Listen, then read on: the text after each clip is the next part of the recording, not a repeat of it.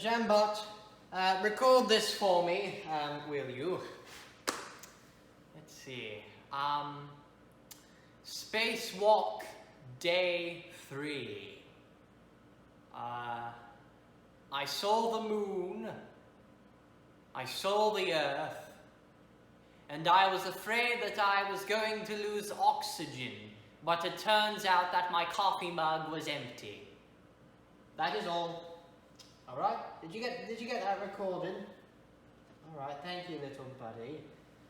Oh well, you'll have to excuse me there, ladies and gentlemen. Continuing my spacewalk log, if you will. Anyhow, it's good that you're joining me once again as we go about our little history series amongst talking about astronomy and planets and whatnot.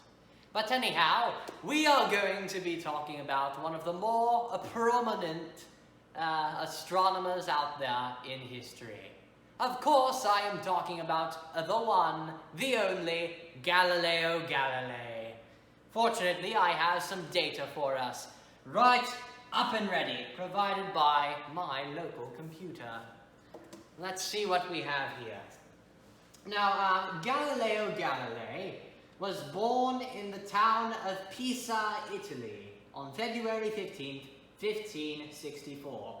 Now, I'm sure many of you know that Pisa is where the Leaning Tower resides. I made a little sketch right here. It's not that good, but hey, I'm an astronaut, not an artist. Anyhow, Galileo himself worked many jobs, like many of these astronomers. As well as being an astronomer, he also worked as a philosopher and a mathematician. Now, Galileo himself was responsible in making the scientific method. Many of you know this method as a means of trying to find out information using, well, scientific methods. That is, finding a problem, coming up with a solution in your head, gathering research, conducting experiments and tests, analyzing the results, and publishing your results, or showing the results to the world, if you will. Now, Galileo was a very resourceful gentleman, and he found it to be useful to look at something and analyze it. See what it is, make inferences or guesses in your head as to what something might hold. Now, in his early adulthood, Galileo left the university where he was learning all of his lessons about astronomy and math and such, where he was learning, and he began privately tutoring, sort of going off of the beaten path compared to other intellectuals at the time.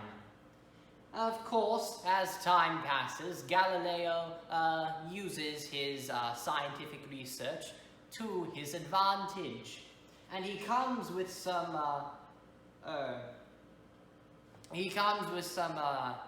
stark discoveries in his lifetime. Just a few of them, if you will. One of them, of course, is confirming the heliocentric theory. Now, many of you, I'm sure, remember that the heliocentric theory sort of relates around the sun being the center of the solar system, as opposed to the geocentric theory at the time. Now, Galileo was also responsible in finding moons on Jupiter. You know those 4 big moons that we talked about during my lecture on Jupiter? Any of you remember that? I'm sure you do. One of those moons was called Io. Io, I'm sure that rings a bell to many of you. And those 4 largest moons are actually called the Galilean moons today. Galileo himself also discovered the rings on Saturn. believe it or not, many people didn't know that Saturn had rings at the time, or any planet had rings at the time, as a matter of fact. Now, Galileo was also responsible for the discovery of sunspots. Sunspots being abnormally cool areas on the sun's surface. And of course, to round it all out, Galileo took all of his research by the use of a telescope. Now, at the time, the 1500s, 1600s, the telescope was a relatively new instrument. While Galileo himself did not necessarily invent the telescope, his use of it was widely popular, and he began to become sort of an influence for other people to start using the telescope.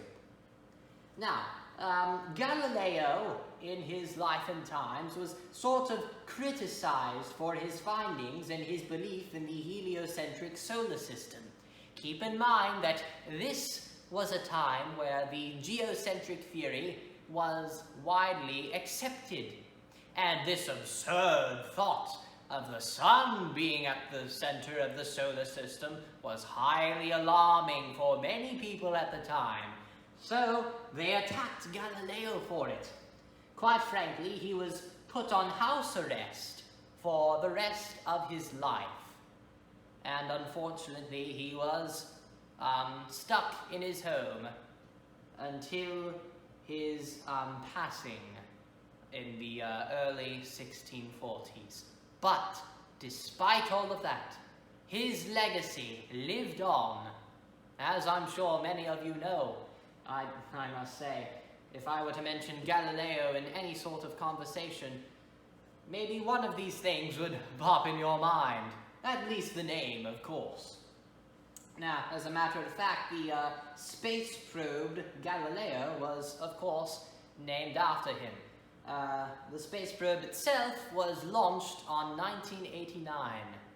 In 1989, excuse me for my grammar issues. Now, the purpose of this space probe was to look at Jupiter and look at its moons. Quite fitting for the space probe to be called Galileo, because that was one of the things that Galileo discovered. And quite frankly, that wraps up this quite unique astronomer, if I do say so myself. Well, I do believe that it is almost time for my next spacewalk. I certainly hope that many of you have enjoyed this little entry of mine. If you happen to have any sort of, what was I going to say? Oh yes, space-related questions, please feel free to put them below in the comment section. Who knows, your question might be featured on the next entry. Well, computer, it's that time again. Let's see what you have for us, subject-wise. Of course. Yes, I'm excited for this one. For next time, we will be discussing Johannes Kepler. Johannes Kepler.